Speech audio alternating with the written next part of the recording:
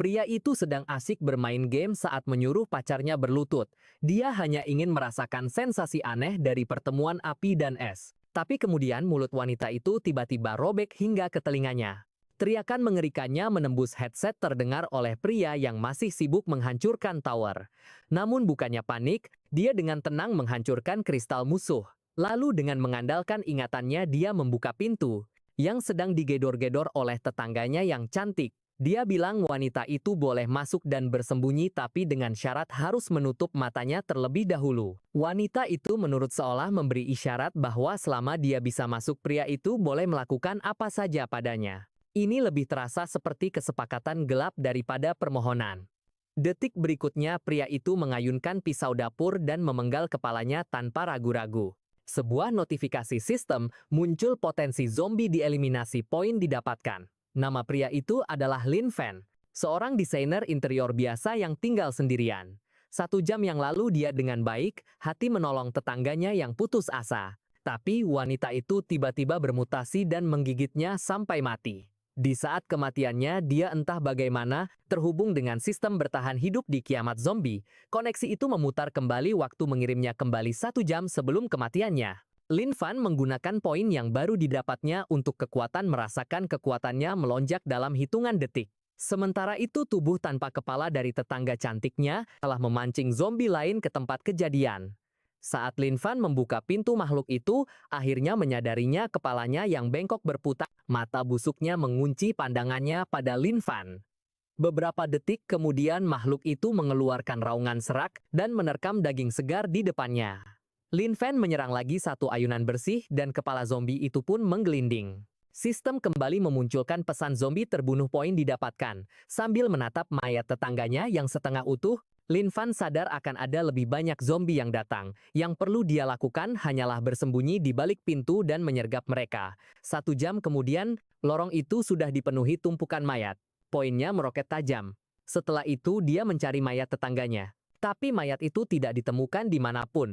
Tunggu, jangan-jangan dia sudah dimakan. Ini jadi masalah menjijikkan sekali. Sebentar lagi mereka akan membusuk. Lorong ini kan milik umum, sebaiknya aku membersihkan kekacauan ini. Dia mengambil seutas tali dan mengikat semua mayat menjadi satu. Tepat saat dia akan menyeret mereka ke tumpukan sampah, lampu langit-langit mulai berkedip dengan suara mendengung yang keras. Kemudian di sudut sebuah bayangan muncul seorang pria di kursi roda perlahan-lahan maju. Itu adalah seorang pecandu paruh baya yang pernah tersetrum saat mencuri kabel. Dia selamat tapi harus kehilangan kedua kakinya. Melihat Lin Fan masih hidup, pria itu mengeluarkan raungan buas dan menerkam daging segar di depannya. Lin Fan dengan tenang mengayunkan pisaunya lagi 1 tebasan bersih lainnya. Paman Zhang, bukankah kau tinggal di lantai 2? Bagaimana kau bisa sampai ke lantai 7? Datang jauh-jauh ke sini untuk meminjamkan kursi rodamu waktu yang tepat. Aku baru saja bingung bagaimana cara membawa mayat-mayat ini ke bawah. Kau baik sekali, Paman Zhang. Tenang saja, akan kukembalikan setelah selesai. Lin Fan membuang semua mayat ke tempat sampah di lantai bawah. Lin Fan masih tidak percaya dunia benar-benar telah berakhir. Untuk bertahan hidup dia harus mengumpulkan persediaan. Tapi kemudian dia bertanya-tanya, apakah benda-benda ini termasuk sampah biasa atau bisa didaur ulang? Tinggal sendirian benar-benar menyebalkan. Tidak ada teman bicara, tidak ada yang menjawab pertanyaan bodohnya. Tepat pada saat itu, putra pecandu dari tempat Paman Zhou di lantai 2 melambai padanya. Pria botak itu pernah menindas Lin Fan sebelumnya. Dia pernah mencuri sepedanya dan polisi harus turun tangan. Meskipun dia mengembalikan sepedanya, keesokan harinya dia tetap menghajar Lin Fan karena itu. Lin Fan menatapnya dengan dingin.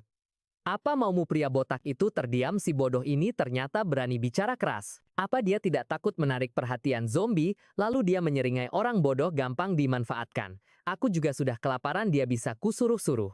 Dia menulis di secarik kertas, pergi cari makanan dan air, bawa ke depan pintuku.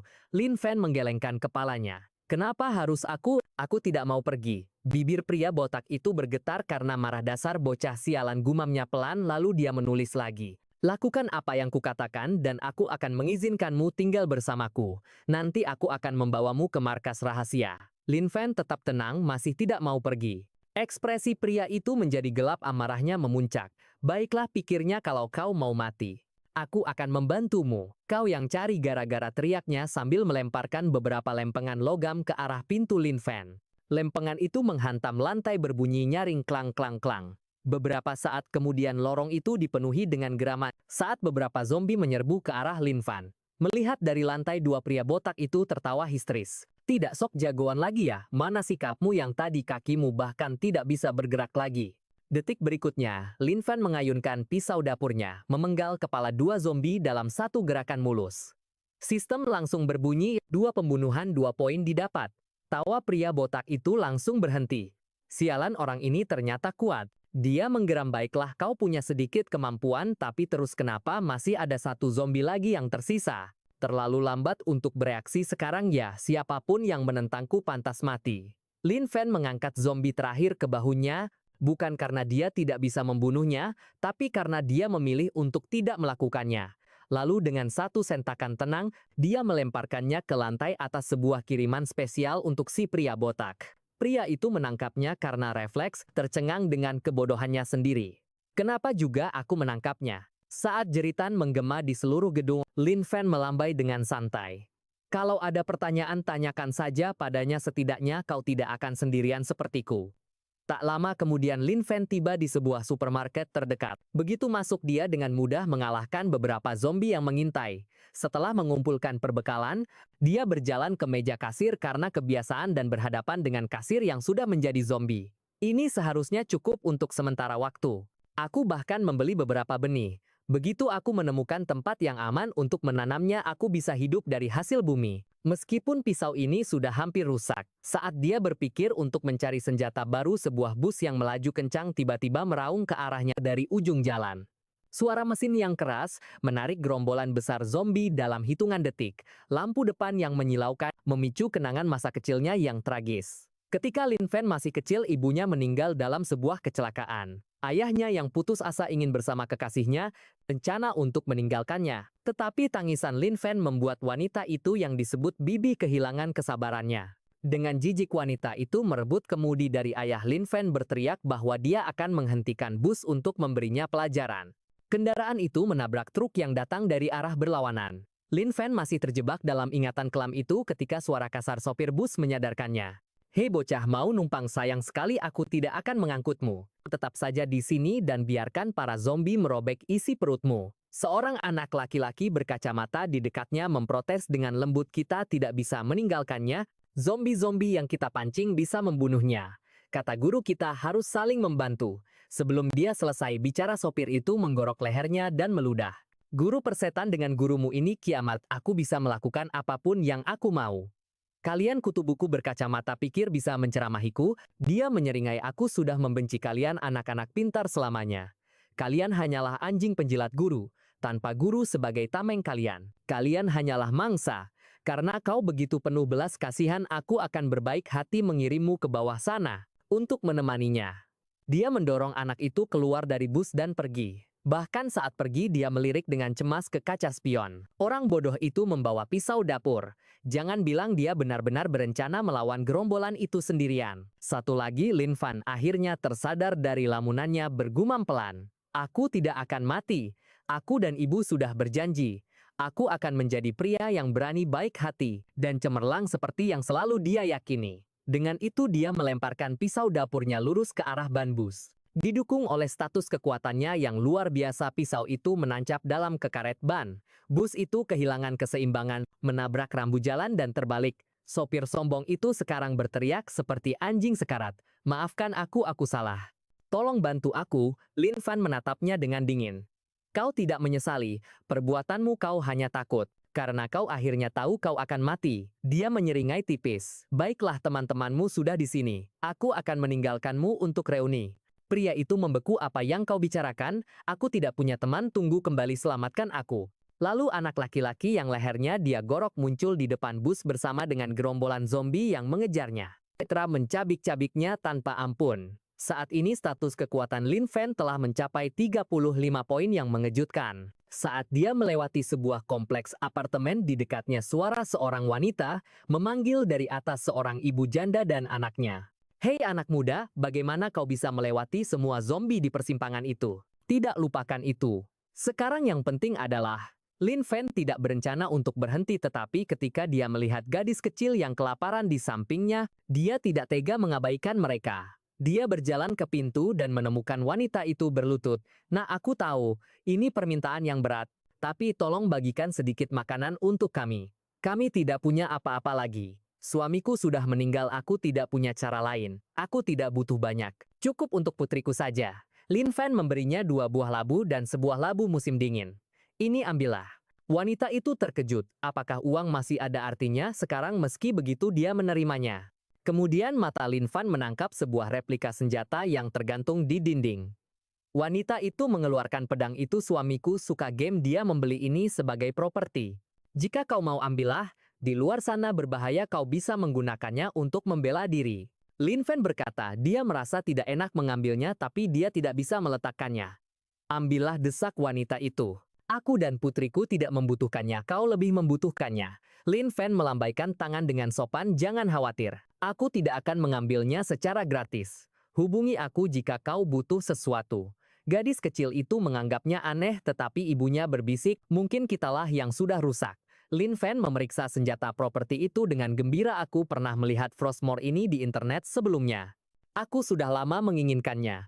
Pasti akan terasa hebat menebas zombie. Pada saat itu, seorang wanita tiba-tiba jatuh dari atas dan mendarat di kakinya, tubuhnya penuh dengan luka lebam. Di balkon lantai 5 seorang pria gemuk mengawasi sementara lebam biru dan ungu tampak mencolok di kulit yang mulus. Wajahnya yang penuh goresan tampak kesal.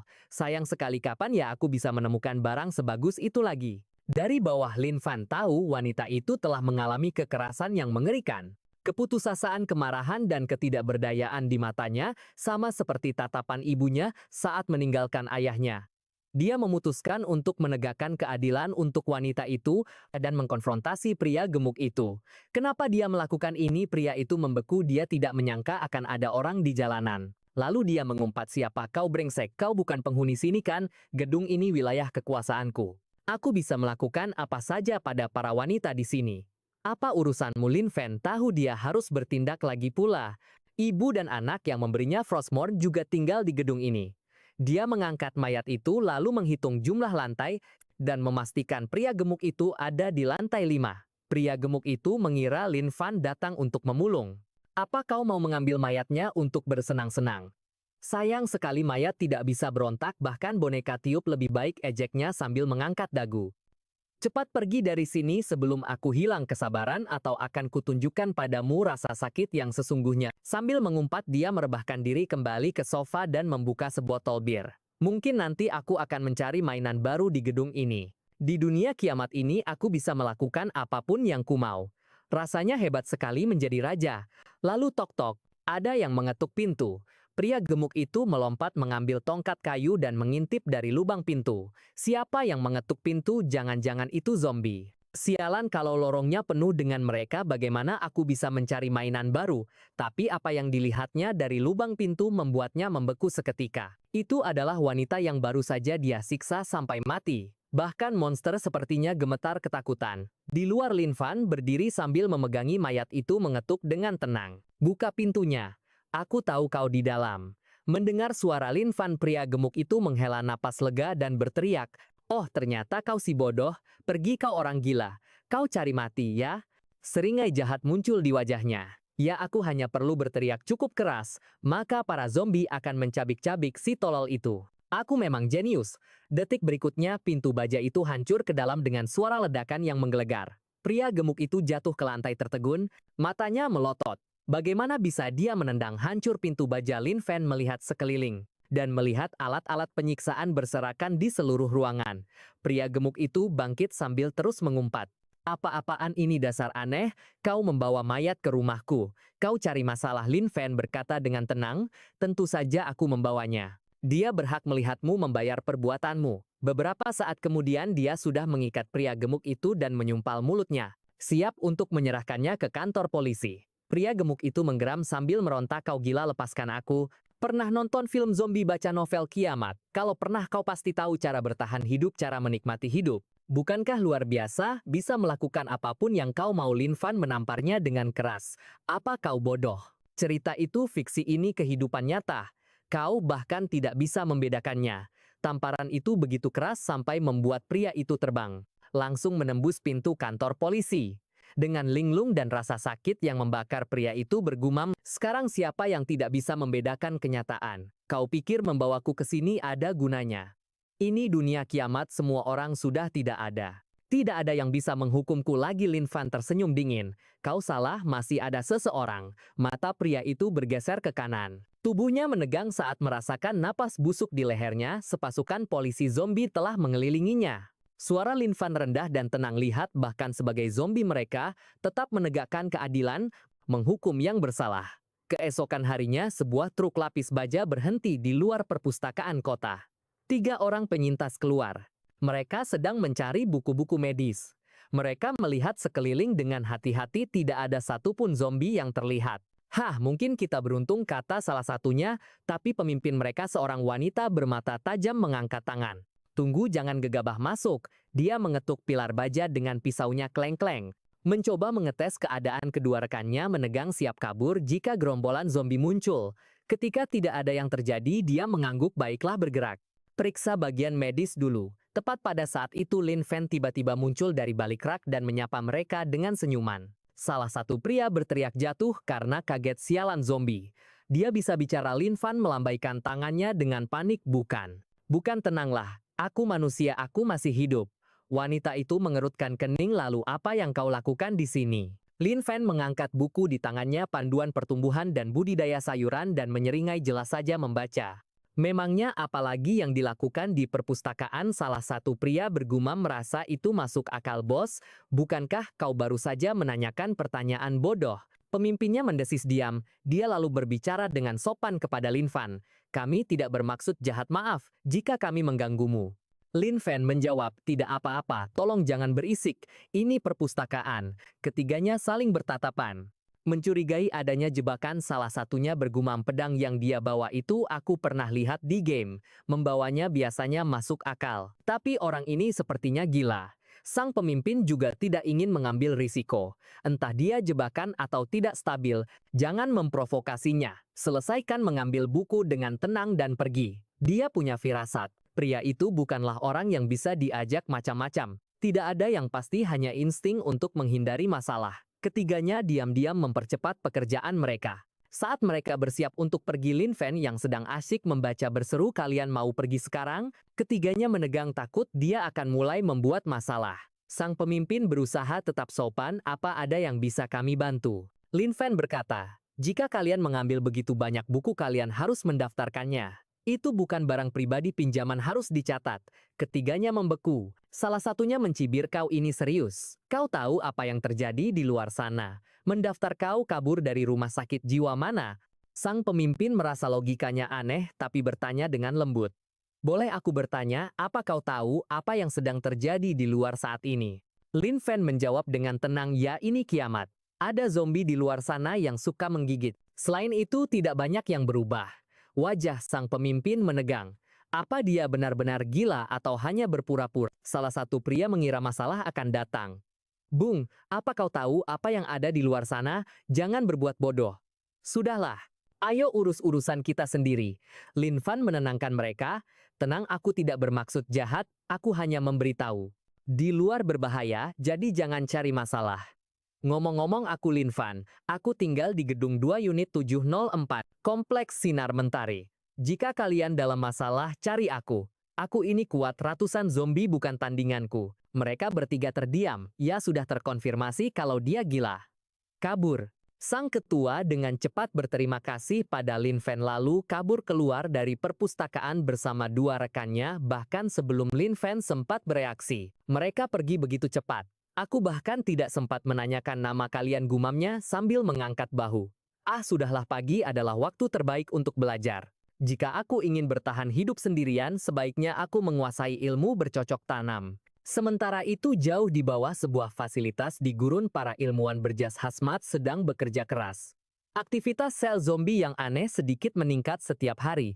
"Jadi maksudmu mereka berevolusi, bisa dibilang begitu?" "Lupakan itu, aku ingin tahu bisakah kita membuat antibodi?" "Tidak. Virus ini tidak seperti apapun yang pernah kita lihat, bahkan tidak mendekati jenis yang sudah dikenal." Kau pernah dengar tentang gen zombie? Maksudmu orang-orang ini mati dan hidup kembali dalam bentuk lain. Kembali di kota Linfen menutup buku bercocok tanamnya. Dan kembali ke kompleks apartemennya. Dia menemukan sebidang tanah kosong yang sempurna untuk menanam, tapi area itu adalah milik umum. Menanam di sana bisa menarik zombie atau tetangga yang marah, jadi dia berteriak, "Aku Linfen, penghuni kompleks Sinar Mentari. Gedung 2 unit 704. Mulai sekarang aku akan menanam sayuran di sini."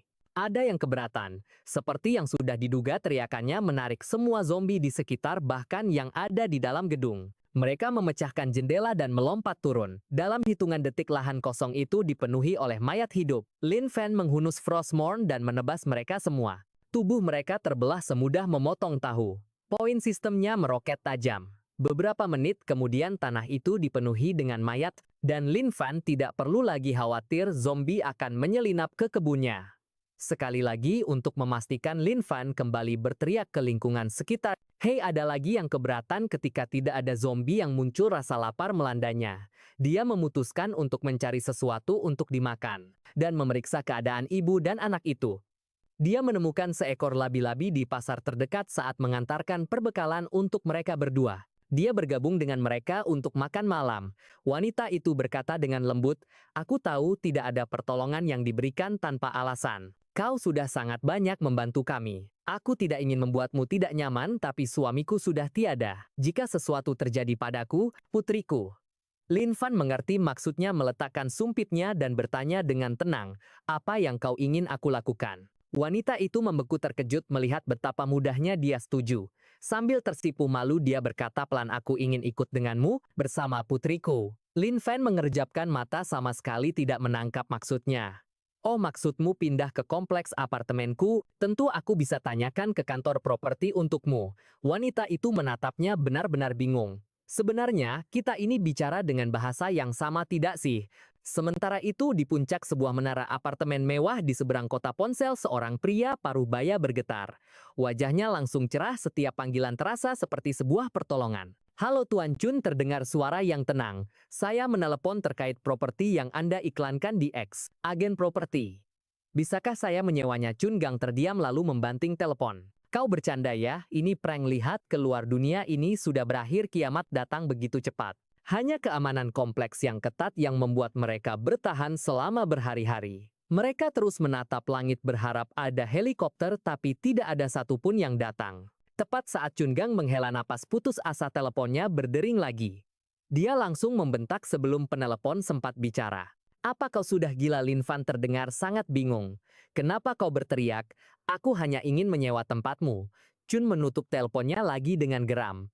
Linfen menghela napas, "Keka, temperamen orang ini parah banget. Sudahlah, aku akan meneleponnya kembali." Chen mengamuk dengan urat leher menonjol, "Brengsek, apa maumu sebenarnya?" Linfen tetap tenang. "Tuan Chen, aku hanya ingin menyewa apartemenmu, tidak perlu semarah itu." Kesabaran Jin akhirnya habis. "Baiklah, kau menginginkannya, kau akan mendapatkannya.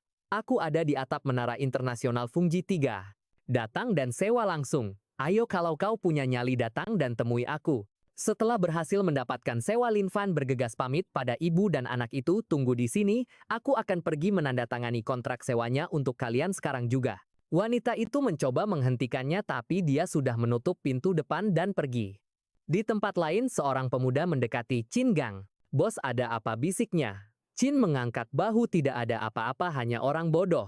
Anak itu menarik Qin ke samping. "Lupakan dia, ikut aku, ada urusan penting yang harus dibicarakan." Dia merendahkan suaranya.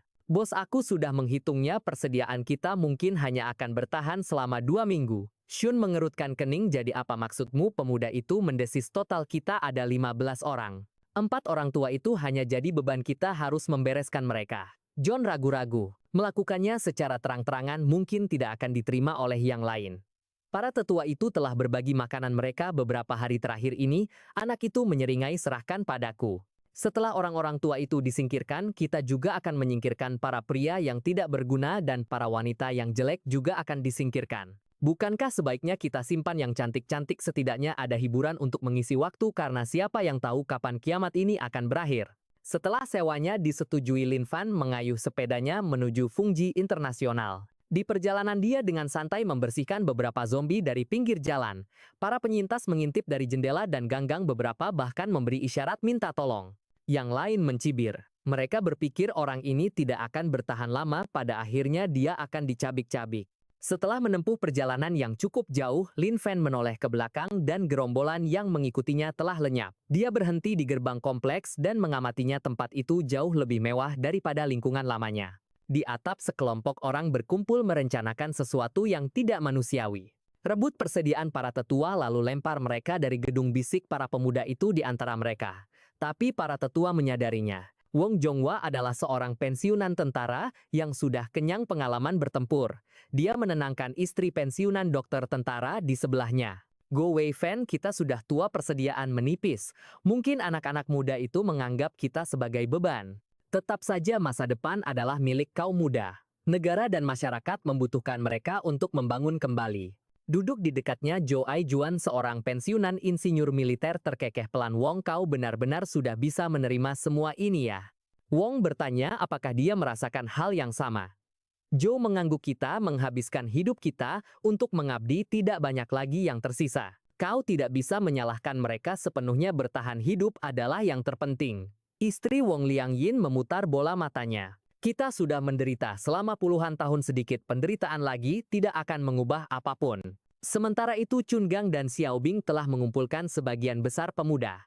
Mereka sekarang maju mendekati keempat tetua itu. Xiao Bing menyimpan rencana yang lebih gelap. Bunuh para tetua dulu, lalu para pria yang tak berguna itu, dan terakhir John. Maka semua persediaan dan para wanita akan menjadi miliknya. Tapi Wong Jonghwa melangkah maju dan berbicara kepada kerumunan itu, kami tahu apa yang kalian pikirkan. Jangan khawatir, kami tidak akan mengambil persediaan kalian dan kalian tidak perlu melempar kami dari gedung. Beberapa tindakan akan meninggalkan bekas dan akan menghantui kalian. Kami orang tua akan pulang ke rumah dan menunggu apapun yang terjadi. Tetap saja para pemuda itu menolak untuk mengalah. Kita tidak bisa membiarkan mereka tinggal. Bagaimana jika mereka turun dan membuka pintu keamanan, nanti malah memanggil gerombolan, kita harus melempar mereka dari atap. Saat kerumunan itu terdiam, terdengar ketukan di gerbang atap. Sebuah suara memanggil dari luar, Tuan Chin, apa kau di sana? Saya yang menelepon tadi. Bisakah saya menyewa apartemen Anda? Chin berteriak seolah melihat hantu ini kiamat. Siapa yang mau menyewa sekarang? Siapa kau ini? Sebelum dia selesai bicara, gerbang logam setebal 3 cm itu terbuka dengan keras. Kekuatan Lin Fan telah mencapai 40. Dia tidak sengaja menggunakan terlalu banyak tenaga pada pintu itu dan membuatnya retak. Xiao Bing mendekat dan membisikkan sebuah rencana pada Chun. Katakan padanya sudah disewa, lihat dia turun, lalu dorong keempat tetua itu. Buat keributan, para zombie akan datang. Dia akan lari, dan kita akan lebih aman. Sun terkekeh. Ya, itu berhasil. Bocah ini cukup pintar dan licik. Dia melambai dengan acuh, baiklah, tempat itu milikmu, sekarang pergilah.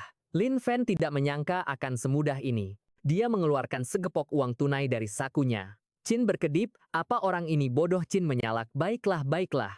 Tinggallah selama yang kau mau, sekarang enyahlah dari sini. Saat Lin Fan melambaikan tangan, dia melihat beberapa tetua bersiap meninggalkan atap. Permisi, panggilnya, apakah Anda Tuan Zhou? Ijuan Zhou berkedip kaget, kau mengenalku, anak muda.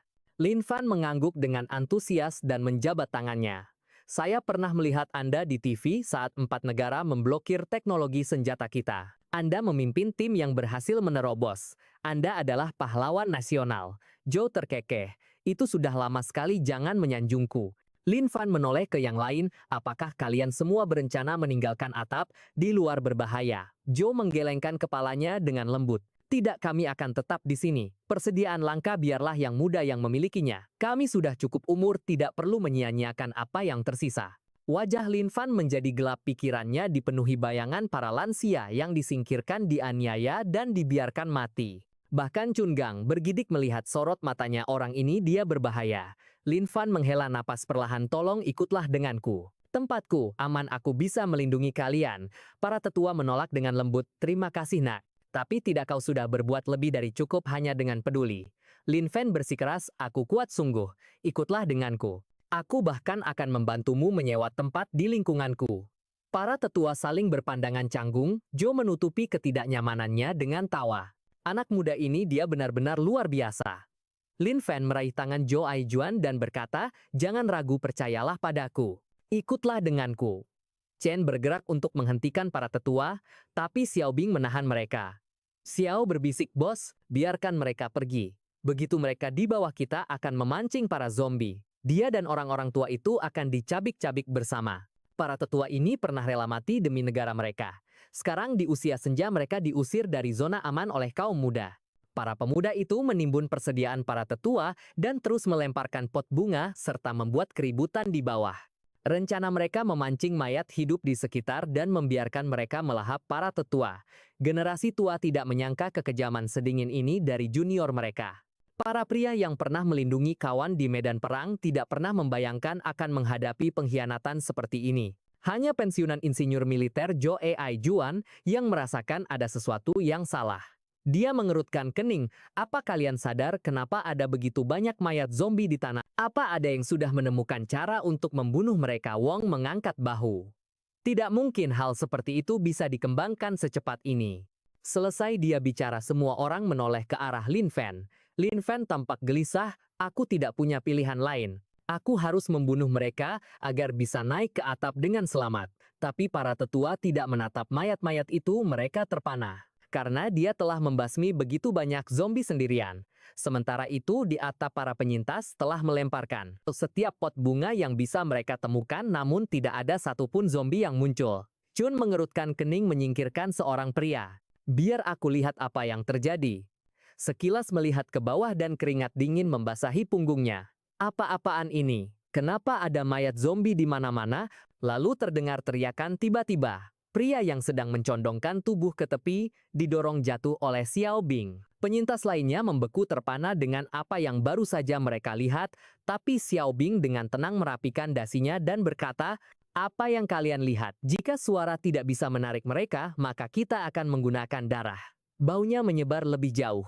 Chun tertawa terbahak-bahak sambil bertepuk tangan. "Pikiran yang cerdas," teriaknya, sementara yang lain dengan cepat ikut tertawa menyeringai jahat.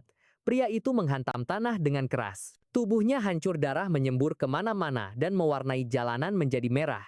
Zombie-zombie yang lebih jauh mencium aroma darah segar dan menyerbu ke arah tempat itu seperti binatang buas. Di atap Chun tertawa keras, "Bagus Xiao. Kita lihat saja bagaimana orang-orang bodoh itu berlari sekarang. Aku tidak sabar mendengar mereka berteriak."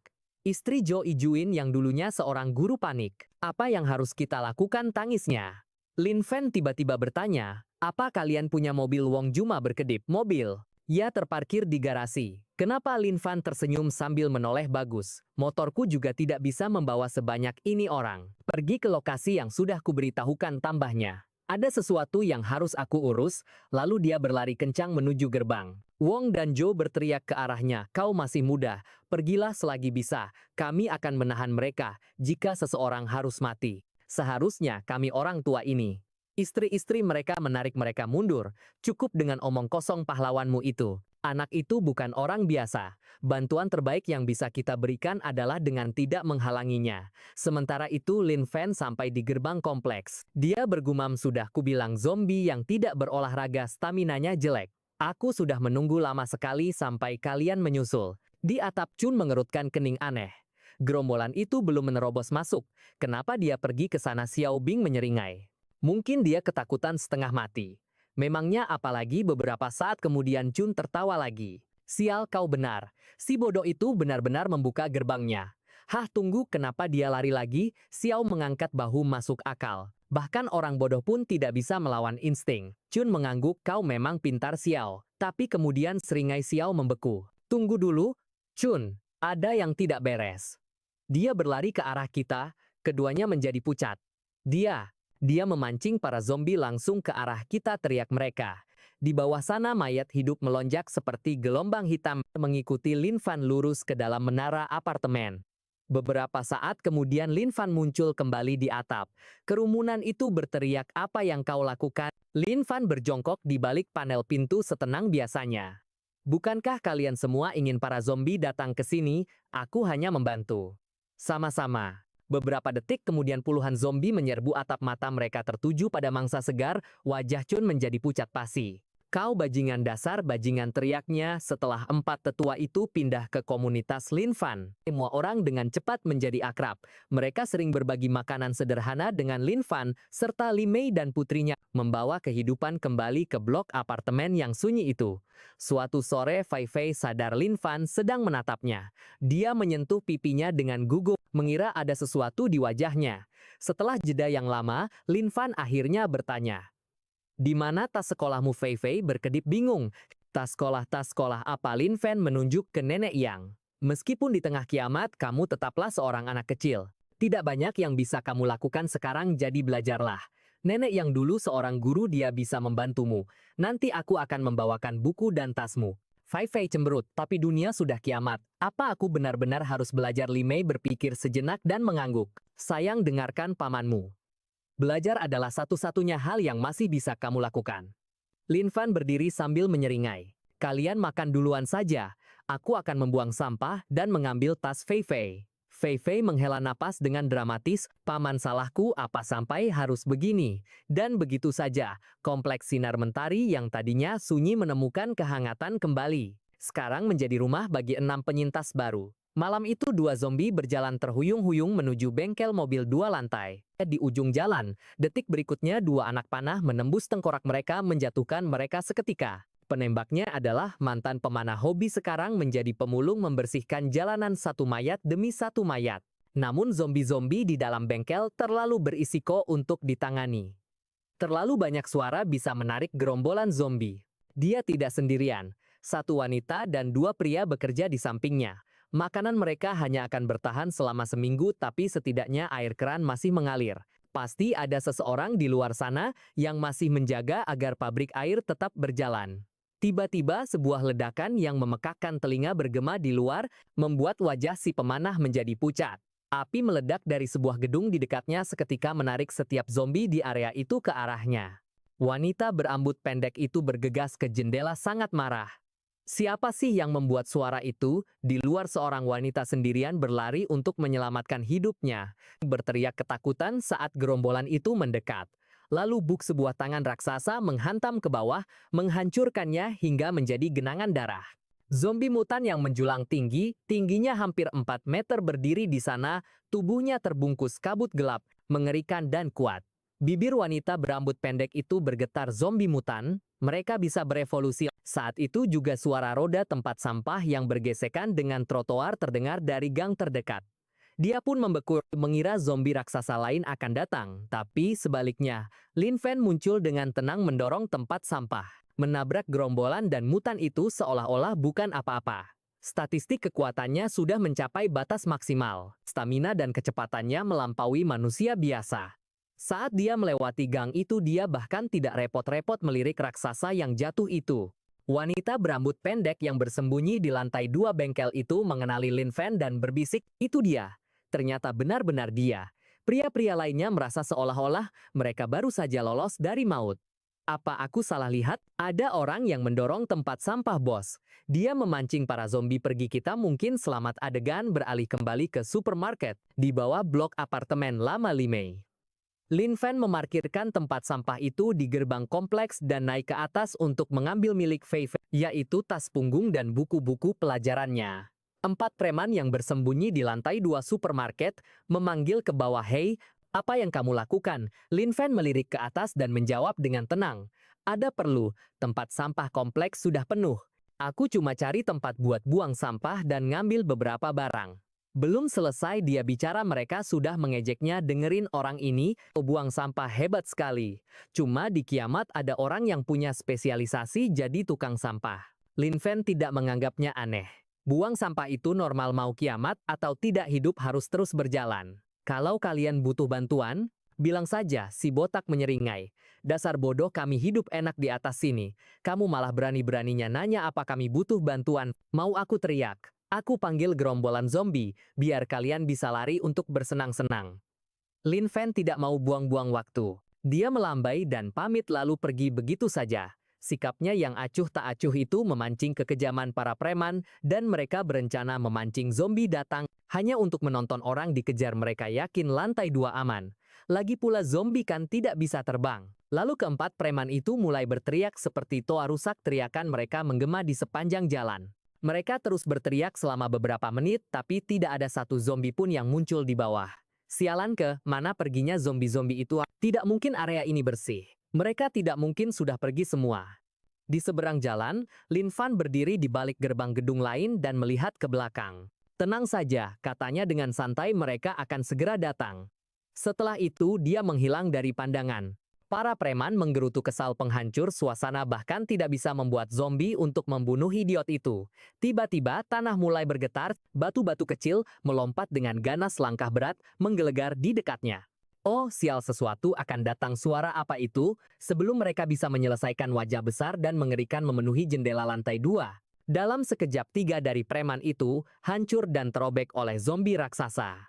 Sementara itu, Lin Fan sudah mencapai toko buku di lantai 1 gedung seberang. Saat ia mulai menaiki tangga, ia mendengar tangisan lembut seorang bayi. Mengikuti suara itu, ia tiba di landing di sudut. Di sana seorang wanita tergantung tak bernyawa di depannya. Bayinya masih hidup, namun ia memilih untuk mengakhiri hidupnya sendiri. Ia telah menyerahkan kesempatan terakhir anaknya untuk bertahan hidup. Tangisan bayi itu terus berlanjut, tetapi semakin lemah, hampir memudar menjadi keheningan. Lin Fan dengan lembut mengambil bayi dari pelukan wanita yang sudah mati, tangannya yang hangat mencoba menenangkan tangisan yang lemah.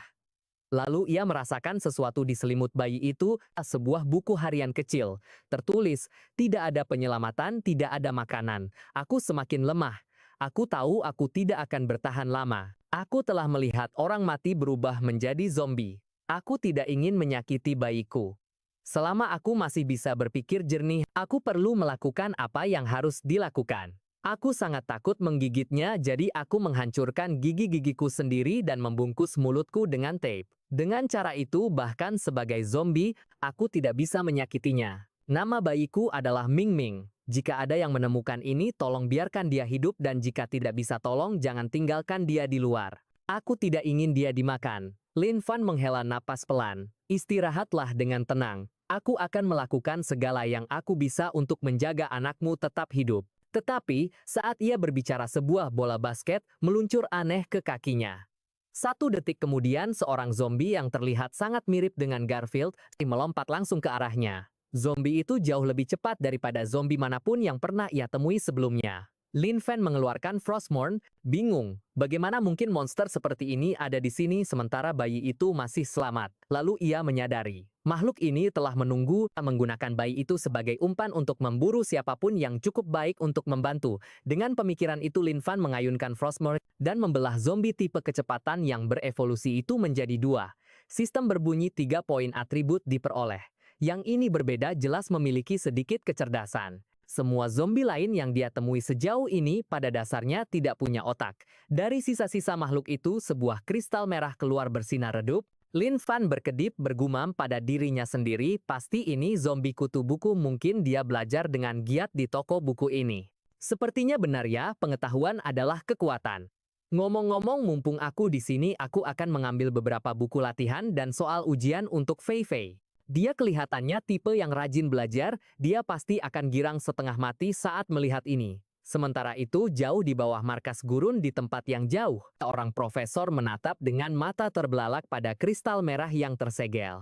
Kau bilang ini berasal dari dalam tengkorak zombie? Seorang perwira wanita memberi hormat. Ya Pak, spesimen itu tidak biasa, jadi kami membedahnya dan menemukan kristal ini di dalam otaknya. Ceritakan semuanya, desak sang profesor. Tembakan pertama dilepaskan oleh Xiongnan, jelasnya senapan runduk tembakan tepat di kepala, tapi zombie itu tidak mati. Sebaliknya, ia berlari kencang menuju markas. Dia terus menembak, setiap peluru mengenai kepalanya, dan akhirnya tumbang hanya setelah tengkoraknya hancur total. Sebelum ini, setiap zombie yang kami lihat bisa dibunuh dengan tusukan sederhana di kepala. Tapi yang ini bahkan peluru kaliber tinggi tidak bisa menghabisinya, ini di luar nalar. Profesor itu mengerutkan kening dalam-dalam. Zombie berevolusi, tapi kenapa seperti ini? Cukup kuat sehingga tembakan di kepala pun tidak bisa membunuh mereka. Mereka berubah menjadi iblis. Saat ini, hanya 2 markas di Tiongkok yang masih bisa dihubungi, Istana Naga dan Markas Galaksi. Dia menghela napas, tapi dengan mayat hidup yang terus berevolusi, bisakah kita benar-benar menyelamatkan sisa dunia ini? Perwira wanita itu ragu-ragu. Wajahnya sedikit memerah. Pak, saya punya ide tidak terlalu ilmiah tapi ya. Dulu saya suka membaca novel zombie. Dalam cerita-cerita, itu zombie memiliki kristal di otak mereka bahan untuk berevolusi. Manusia yang membunuh zombie bisa menyerap energi kristal itu untuk menjadi lebih kuat bahkan menjadi manusia super. Mungkin kristal ini juga seperti itu. Profesor itu tampak benar-benar bingung. Dia tidak pernah membaca satu novel pun seumur hidupnya, hanya mendengar fiksi zombie membuatnya melongo dengan tanda tanya besar di wajahnya. Sementara itu, Lin Fan sambil menggendong bayi yang diselamatkan berjalan dengan tenang keluar dari toko buku. Langkahnya yang santai di jalanan menarik perhatian seorang wanita yang mengawasi dari atas. Namanya Su Xiao Xiao, seorang influencer kue yang pernah populer yang dikenal karena video membuat kue dengan gaun Lolita Brenda. Tiba-tiba Lin Fan melirik tepat ke arah jendelanya. Terkejut, Su Xiao Xiao menutup mulutnya dan merunduk di bawah ambang jendela. Sial, dia melihat ke arah sini. Apa dia melihatku? Lin Fan melihat bayangan samar berkelebat melewati kaca. Seorang penyintas, pikirnya, tapi sebelum dia bisa berpikir lebih jauh, sebuah mobil berhenti mendadak di depan kantor polisi terdekat. Setelah memastikan tidak ada zombie di sekitar, 4 pria keluar dari mobil. Preman dari dunia bawah Huangsa. Lin Fan memberi mereka lambaian santai, bahkan dari kejauhan. Dia bisa mencium bau darah yang pekat melekat pada mereka. Pria berambut cepak itu membeku. Sialan, masih ada orang yang hidup di sini. Pria berambut keriting itu berbisik, haruskah kita habisi dia? Pria dengan rambut cepol menggelengkan kepalanya. Jangan. Kita akan menarik terlalu banyak perhatian. Ingat, kita di sini atas perintah bos. Si gendut mengangguk. Ya. Kalau kita tidak menemukan apa yang bos inginkan, dia akan menguliti kita hidup-hidup. Sementara itu, pria botak di dalam mobil menatap Lin Fan dengan dingin. Sambil berpikir, dia bahkan tidak lari. Begitu anak-anak itu mengambil senjata-senjata itu, aku akan mengikatnya di bemper dan membiarkan para zombie mencabik-cabiknya. Tapi sebelum dia selesai berpikir, wajah Lin Fan muncul tepat di luar jendela, tersenyum dengan mengerikan. Lin Fan menatap matanya dengan nada tenang. Tapi tajam. Jadi apa sebenarnya yang kalian lakukan di luar sini? Pria botak itu hampir berteriak, apa-apaan ini? Bukankah dia ada di seberang jalan sedetik yang lalu? Pada saat itu, keempat pria yang masuk ke kantor polisi kembali sambil membawa senjata curian. Hei, kenapa orang ini masih di sini? Apa-apaan yang kalian berdua lakukan? Pria botak itu bergumam. Jadi apa kalian menemukan barang? Bos pria berambut cepak itu mencibir. Tentu saja, untuk apa lagi kita di sini? Dengan hasil ini hidup kita akan terjamin.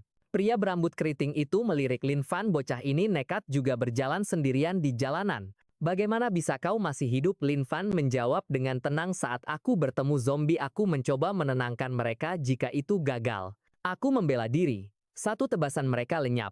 Pria keriting itu berkedip. Apa dia serius? Omong kosong apa yang dia katakan? Pria berambut cepak itu membentak. Dia mengeluarkan pistol dan mengarahkannya pada Lin Fan. Apa kau tahu betapa berharganya benda ini? Lin Fan tidak bergeming. Jadi kalian berempat masuk ke kantor polisi untuk mencuri senjata, ya? Pria berambut cepak itu menyeringai, kau gila. Ini kiamat. Tentu saja kami mencuri. Kami sudah melakukan hal-hal yang bahkan tidak bisa kau bayangkan. Dia tidak pernah menyelesaikan kalimatnya. Ada seberkas cahaya, dan lengannya terpisah dari tubuhnya dalam sekejap. Lin Fan mengucapkan permintaan maaf dengan datar. Maaf, aku terbiasa memotong zombie untuk membela diri. Sesaat aku lupa kalau kau manusia.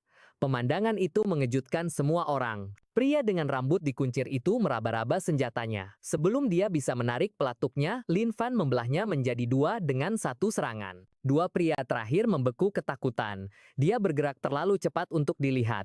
Apa dia ini manusia? Dari dalam mobil, pria botak itu berteriak. Kalian bodoh, kalian terlalu berisik. Para zombie datang. Cepat masuk sekarang. Benar saja. Jeritan serak menggema di setiap sudut jalan. Serbuan mayat hidup menyerbu ke arah mobil seperti sekawanan anjing gila. Pria botak itu menginjak pedal gas melesat pergi tanpa menoleh ke belakang. Kau mati, bocah. Bos akan memastikannya. Kedua pria yang ditinggalkan itu berteriak padanya, engau bajingan, kami masih di bawah sini. Cepat kembali ke sini. Lin Fan menyarungkan pedangnya sambil menghela napas. Lihat, bahkan para zombie yang antusias ini tidak tahan dengan ketidakadilan. Mereka sedang melakukan tugas kewarganegaraan. Kedua pria itu melotot, terlalu takut untuk bicara. Zombie yang sadar kewarganegaraan, bro, mereka datang karena engau membunuh orang. Lin Fan berjongkok lalu melompat dengan ringan ke balkon lantai 2 di dekatnya. Dengan statusnya saat ini, parkur terasa seperti hal biasa. Para pria itu menatap sosoknya yang menjauh tertegun. Tidak ada atlet di dunia yang bisa melompat setinggi itu. Beberapa saat kemudian, gerombolan zombie menerjang mereka seperti gelombang hidup. Jeritan mereka singkat dengan cepat ditelan oleh suara daging yang terkoyak. Keributan di luar menarik perhatian Su Xiaoxiao si influencer kue. Banyak sekali zombie jangan-jangan, pria yang berkeliaran tadi yang membawa mereka ke sini, apa yang dia pikirkan, itu sama saja bunuh diri di luar sana. Dia mungkin sudah mati sekarang, tapi sebelum dia selesai berpikir wajah Lin Fan tiba-tiba muncul tepat di luar jendelanya. Dia jatuh ke lantai gemetaran. Tunggu, ini lantai 2, bagaimana bisa wajahnya ada di luar sana? Berdiri di atas unit AC luar ruangan, Lin Fan mengira dia hanya trauma karena kiamat. Dia ketakutan. Aku harus memberinya waktu untuk beradaptasi. Aku akan mengunjungi jendelanya setiap hari, pikirnya dengan tulus. Aku akan tersenyum padanya menunjukkan kebaikan. Dia akan tahu aku tidak bermaksud jahat. Sementara itu, Su Xiaoxiao sudah mengambil pisau buah. Gawat, dia melihatku. Apa yang harus kulakukan? Aku tidak bisa lari. Dia akan memberitahu penyintas lain. Aku tidak akan membiarkan mereka menangkapku hidup-hidup. Jika aku tidak bisa melawannya, aku akan menusuk diriku sendiri lebih dulu. Dia tidak akan mendapatkan tubuh hangat untuk dipermainkan. Pada saat yang sama di dalam mansion mewah Hillside di Huangshire, preman botak itu mendobrak masuk dengan kepanikan tergambar jelas di wajahnya. Bos kita dalam masalah. Seorang pria berwajah codet mengisap cerutu sambil mengerutkan kening. Masalah kalian berlima pergi dan hanya kau yang kembali. Pria botak itu melebih-lebihkan ceritanya. Bos, saat kami sampai di kantor polisi ada kelompok lain yang bersembunyi di kegelapan. Saat kami menemukan senjatanya, mereka memancing para zombie ke arah kami, kata pria botak itu dengan gugup. Aku menyuruh yang lain untuk masuk ke mobil. Tapi zombinya terlalu banyak, jalannya terhalang. Aku tidak punya pilihan selain pergi. Di dalam hati dia panik. Aku tidak boleh membiarkan bos tahu kalau itu hanya satu orang. Aku meninggalkan mereka dan kabur begitu melihat gerombolan itu. Dia melirik bosnya dengan gugup. Kenapa dia tidak mengatakan apa-apa? Sial, dia akan memukulku. Orang ini bisa menghancurkan batu bata dengan tangan kosong. Bahkan dia pernah memecahkan batu dengan satu tamparan. Wong Dafu akhirnya mendongak menekankan cerutu yang menyala ke dahi pria botak itu. Kenapa kau tidak mati saja di luar sana? Pria botak itu gemetar menggigit lidahnya agar tidak berteriak. Dia tahu, jika dia bersuara sedikit saja, amarah bosnya akan menghabisinya. Saat cerutunya padam, dia memaksakan senyum menyedihkan. Bos, aku hanya ingin menjadi sopirmu, itu saja. Wong Dafu mendengus, kesal tapi tidak sampai ingin membunuhnya. Dia membuang cerutunya. Pergi sana. Bersandar ke belakang, mata Wong Dafu menjadi dingin. Dia berencana mengamankan seluruh kompleks villa sebagai markasnya, lalu berekspansi keluar. Selangkah demi selangkah. Tapi sekarang sepertinya ada tim lain di Huangshire yang punya ide sama dan cukup bernyali untuk menyerbu kantor polisi demi mendapatkan senjata. Sepertinya aku harus menyerang lebih dulu, gumamnya. Keesokan paginya sinar matahari menyinari komunitas Yang Wang. Nenek Su Guifan berlutut di taman menanam benih yang dibawa pulang oleh Lin Fan.